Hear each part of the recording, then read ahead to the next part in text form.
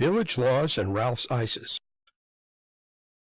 Think about what can happen when new development doesn't follow zoning regulations and developers operate outside local laws. The potential loss of green space and open views, the possibility of overcrowded neighborhoods, and too much traffic, along with insufficient parking, increased hazardous conditions that lead to fires and flooding. If that happens in your neighborhood, you can submit an appeal to the Village Zoning Board of Appeals, the ZBA. That's what Ralph's neighbors did. Ralph's impact upon the surrounding neighborhood was severe. The additional traffic entering the neighborhood was substantial. Customer parking overwhelmed nearby streets all night long, with many drivers treating Keeler Avenue as an extension of the lot.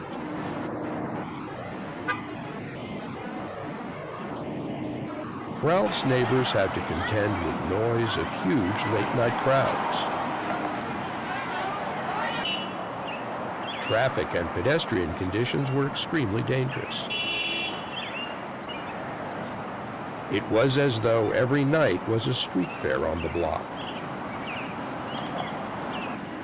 with customers standing in front of homes eating ice cream, often leaving litter behind.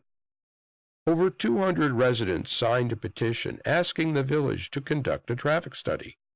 And on June 7, 2016, a group of neighbors met with the mayor, the deputy mayor, the village manager, and the building inspector to discuss the situation. After this meeting, the village administration took no action. A group of neighbors then submitted an appeal to the ZBA on June 24, 2016, which requested that Ralph's be required to obtain a special permit and site plan approval, which the village code requires of all food establishments in the village, no exceptions. The neighbors also asked the ZBA why Ralph's was allowed to operate with outdoor counter service. Outdoor counters are illegal in the village for all food establishments, except for Walter's Hot Dogs, which opened in the 1920s. Walter's outdoor counter was grandfathered in when the code was enacted in the 1960s. In July 2016, the ZBA determined that Ralph's was indeed a food establishment and revoked the certificate of occupancy it had been given as a retail business. But the ZBA allowed Ralph's to continue to operate for the next 12 months without an occupancy certificate, as Ralph's sought to obtain a special permit and approval for its site plan.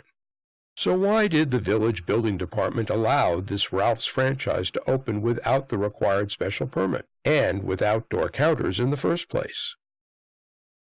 Number 1. On his original building permit application, Ralph's owner told the village that he would be operating a retail store, which is allowed to sell prepackaged items, rather than a food establishment or restaurant, which prepares servings of food meant for immediate consumption. Even though he obtained this permit to operate a food establishment from the County Department of Health on May 10, 2016. By claiming to be retail, Ralph's was not required to receive a special permit review by the ZBA. If there had been a special permit review before Ralph's opened, all legal and safety issues could have been discussed long before construction started. Number 2. On his building plan shown below, Ralph's owner didn't indicate his intent to operate through outdoor counters. These plans show only installation of a storefront system with closed windows.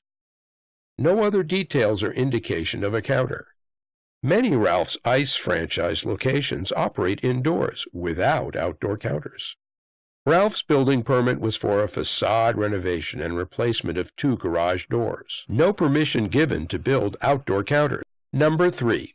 Ralph's owner didn't include these lightbox signs on his building plans or show them to the Village Board of Architectural Review as required by law.